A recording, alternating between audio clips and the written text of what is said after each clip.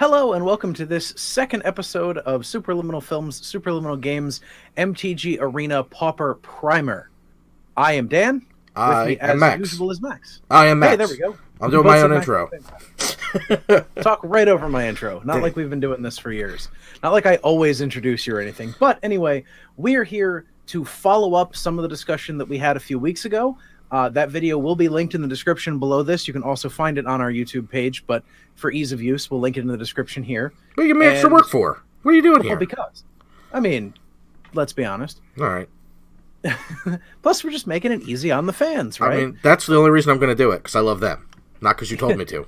Folks want to see our content, let them see our content. So, that will be linked below. This video is going to follow up some stuff we thought there, go over some stuff that was commented on that video, and talk about some other things that we've considered in the intervening couple of weeks, and talk about something that I really want to talk about, which is the overall structure of the event and sort of the community reaction to that and our particular thoughts. Max, you want to lead us in with some decks? Decks. Yes. We got a suggestion for a few decks, one of which I liked the idea of a lot, a couple of which I did not so much like the idea of. We had some suggestions for individual cards, which I think were pretty spicy, and some stuff that I thought was people not quite understanding what we're trying to execute fully in this format. So the deck I liked was a Pauper Artificers deck, which is a blue-red build, which will be popping up on the screen here. And I straight want to call that Artificers. Artificers. Mm-hmm. That's a good call. So, and we'll get more into this, I'm sure, towards the end when we talk about the way they're structuring the event and the way it's going to work. But much to my chagrin, they are going to be single games, right? It's not going to be matches. Mm-hmm. So, sideboards tend to lose a little bit of potency, are those words, if you string them together properly. Generally speaking. So, in this Artificer's deck, I do have a Singleton Blazing Volley for now. I don't know how good or bad it will be. If you follow the previous video, I truly do think that there's going to be play to this card. I just don't know how much.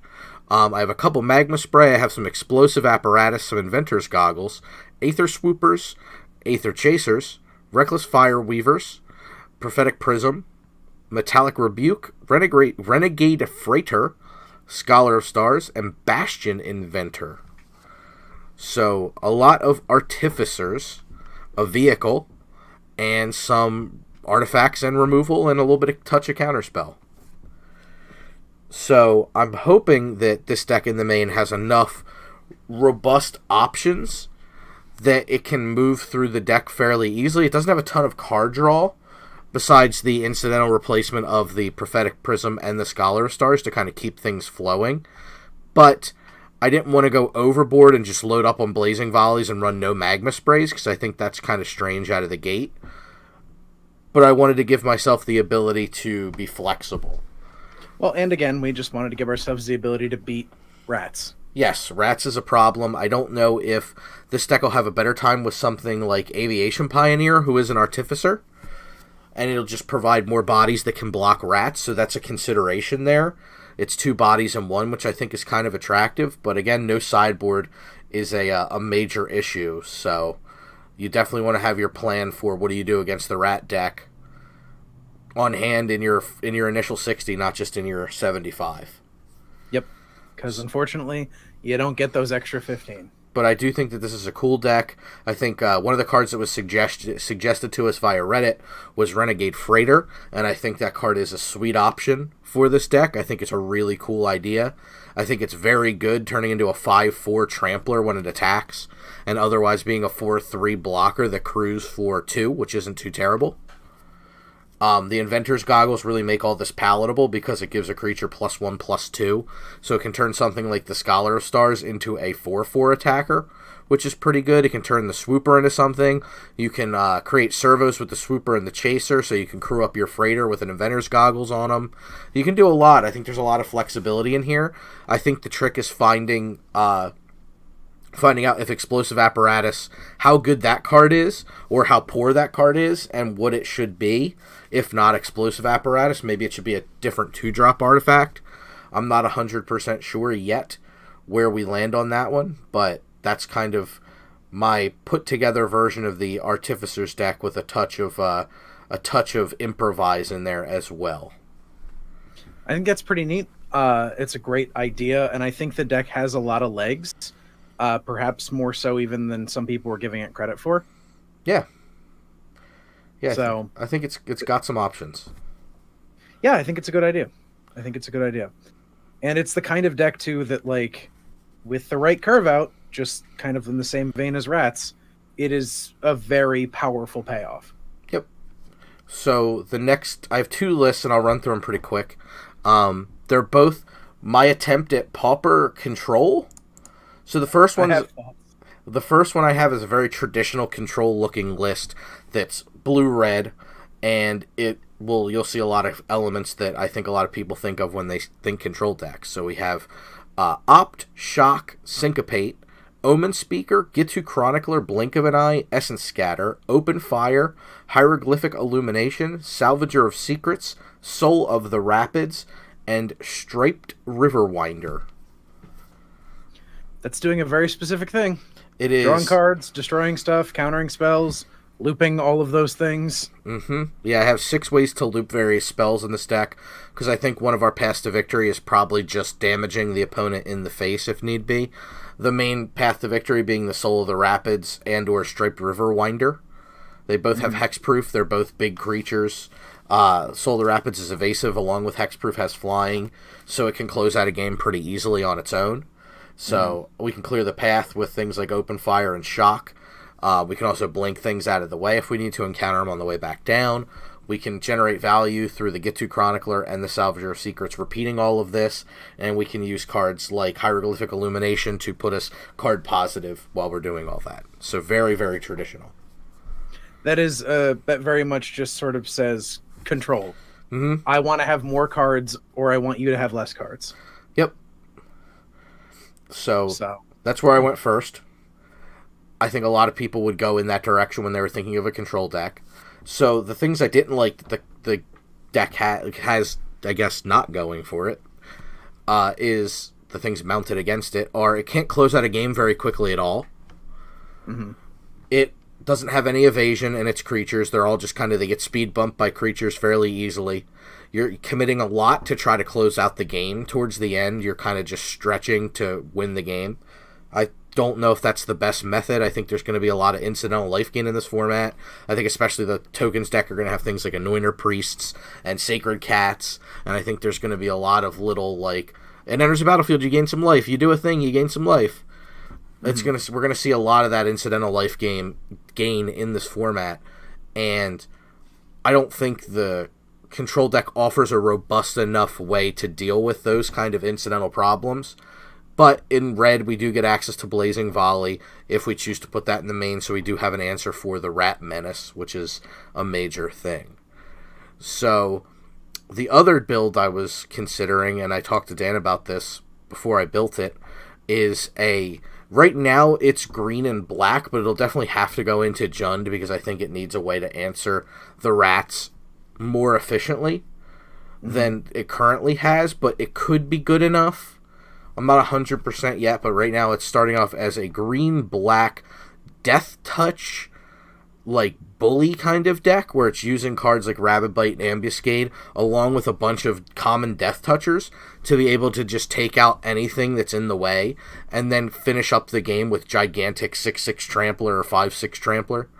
It's got a little bit of Explorer in it for card draw. It's got Dusk Legion Zealots and Painful Lessons to draw more cards. It's got Fungal Infection, which I think is really good against the rats because it takes out 2 rats for 1 mana and 1 card. Adventurous Impulse to get us back and keep things flowing, along with, like I said before, Painful Lesson. We have Narnum Cobra, Ruin Rat, Aether Poisoner, and Skittering Heartstopper all as our Death Touch cards of choice. So we can get a little bit ahead, we can control the game, we can gain card advantage through our Explore mechanic and our incidental card draw, and then we can hopefully wrap things up with either Colossal Dreadmaw or Rampaging Hippo. But I do think that this deck, I mean, I'd like to test it in the green-black form before I add a third color, but I do think there's a lot of merit to adding a third color here. Yeah, I mean, like I said, I came into it. Well, I didn't say this here on this recording, but when we talked about it earlier, I came into this thinking when you said control, I honestly thought black red because I want to destroy their creatures. Black and red do that best. I want to disrupt their hand. Black does that, and I want to be able to kill them. Red does that. Mm-hmm. Yeah, and I think that's reasonable as long as... and I think there's enough ways you can keep your card flow going pretty nicely through all that.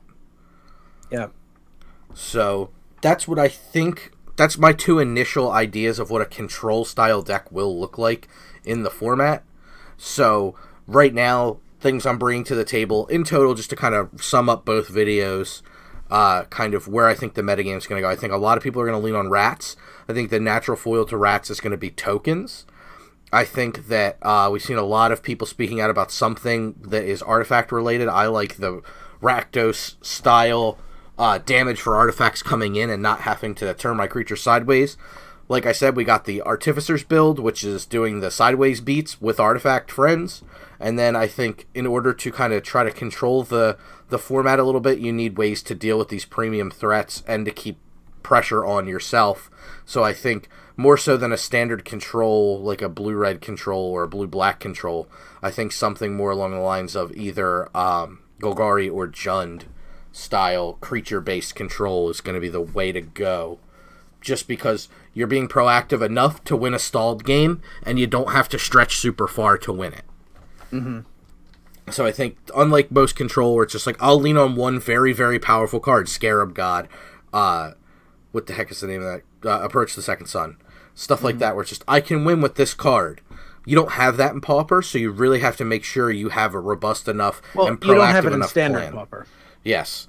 You don't have that kind of... you don't have Gurmag Angler, which is usually one of the go-tos, where it's kind of like, it's 1 mana, and it's a gigantic threat. Mm-hmm. Or Ulamog's Crusher, or something totally absurd.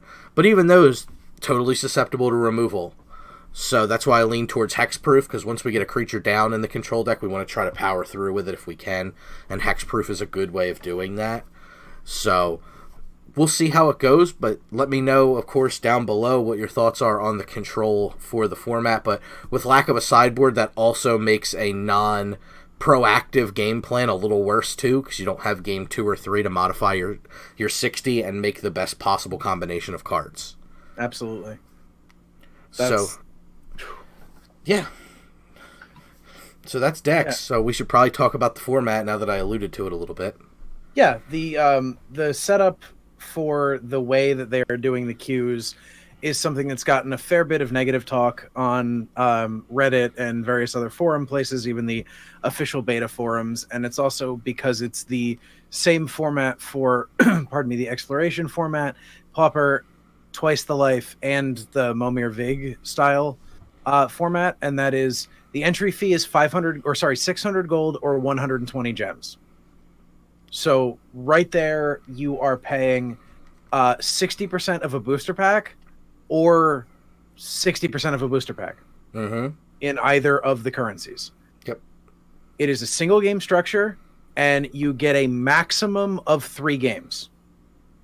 2 wins or 2 losses, whichever comes first. Yep.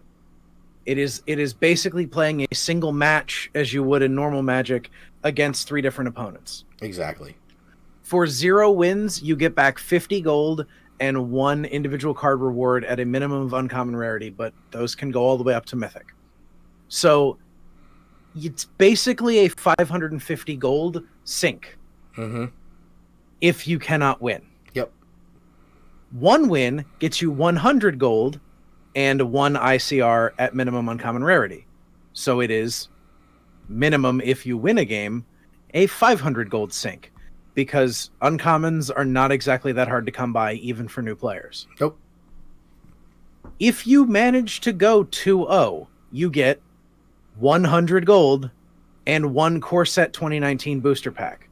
So you are paying 500 gold for the chance to play 2 games and a Core Set booster pack. So you are paying 50%. If you can go 2-0, you're paying 50% the price of a booster pack in exchange for getting to play up to 3 games. Or 2-1. Thus up to 3 games. Yes. He said if you go 2-0. Oh, all right, yeah. Yeah, so as If long as you you get win 2 the games. full free. Yeah. Mm-hmm. Win 2 games, don't lose 2 games. And that's, yeah, and it's a little frustrating from a prize perspective because you're hoping to incentivize players to play these formats, and that's a prohibitively expensive format for somebody who's just kind of brewing and trying to do something. It feels a little rough when I can just play standard for free. Well, and not only that, if you figure that a daily quest, of which you get 1 per day, gives you, we'll say, an average of 600 gold, because they vacillate between 500 and 750. Yep. A daily quest gives you 600 gold. You also get 200 and something gold, I think, for if you get all of the wins that they will reward you gold for in a day. Yep. So every day, if you complete your quests, you get about 600 gold, maybe 900 gold on an up day. Mm-hmm. That up day is 1.5 times playing Pauper. Yep. That's 1 queue a day, and if you go 2-0, you get 100 of that gold back and a booster pack. Or 2-1.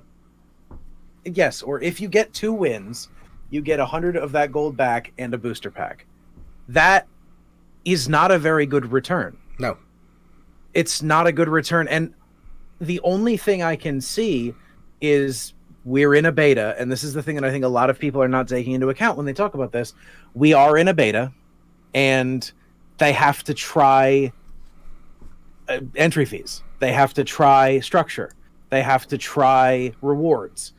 None of this is guaranteed, because at the end of the day, I will quote, I believe it was MTG Twitter personality Dr. Jeebus, who originated this, and if he didn't, and somebody can correct me and say who it was that originated this, WotC could put $100 bills in booster packs, and Magic players would find a way to complain. Every time they make a change to the economy, some number of people come out and say it's wrong. They add stuff, it's too much. They take stuff away, it's too little. But we have to remember we're in a beta here. Mm-hmm. Yeah. They listen. They aren't taking away competitive constructed like they said they were going to. Because the community said, hey, we want a way, even though it's your lowest played format, there are enough of us that will play it that we will wait for longer queue times. Yep. And this is going to be the same thing. Because also, I see there are probably going to be a lot of people, if this format takes off even slightly and a metagame starts to develop, you can basically play this format for absolutely free. You don't even need, you can download the game, and with the free cards they give you, you can almost get there. Yeah, it's really cool. Yeah. Like, this is a day one format, if not for the entry fees. Right. And also, I will say, when it comes to these short queues, the 3-game queues maximum, do not use gems. That is my advice. Yeah, you want to stick to gold if you can. Yeah. And if you can't, don't play them. Unless you absolutely want to, or you feel you absolutely have to, do not play them, because the rate in gems is better spent on even quick drafts. Mm-hmm. For sure. Because there's no gem in, gold out is the wrong direction to take rewards in this program. Yep. Just because gems are the premium currency, gold is the free currency. That's right. Gold in, gems out, like quick draft, absolutely.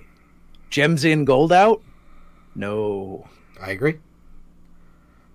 But that's about all I had to say. Of course, I'm going to play a whole bunch of Pauper. We're going to stream it Thursday night, probably Friday night, again on Sunday. Mm-hmm. We're going to play it till we don't have any golden gems left. That's right.